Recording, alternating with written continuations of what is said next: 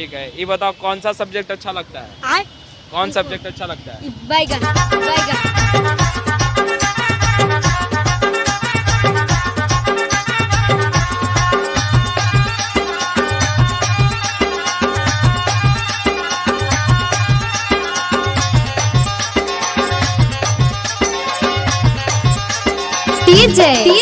बल्लू धुरवी जलदा वाले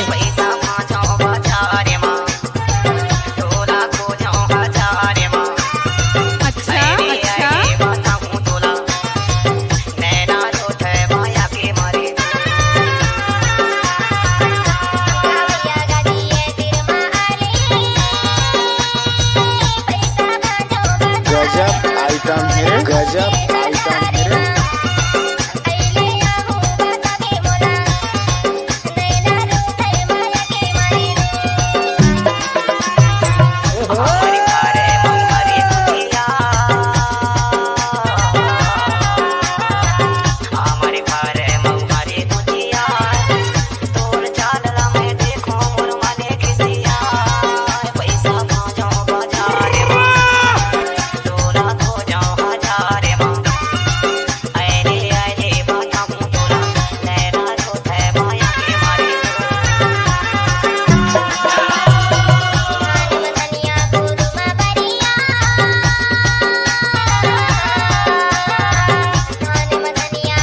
कुछ भी बोलते हो है ना।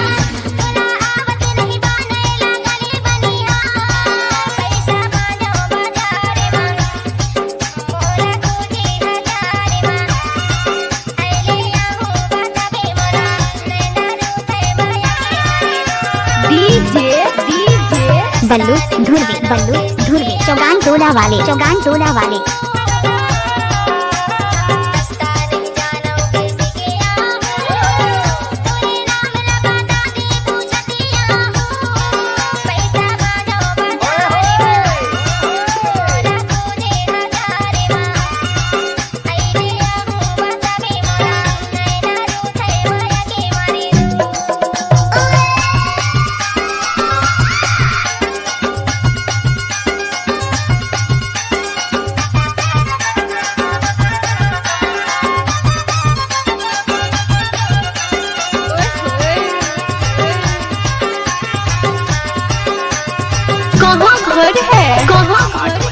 बल्लू धुरवी चौगान टोला वाले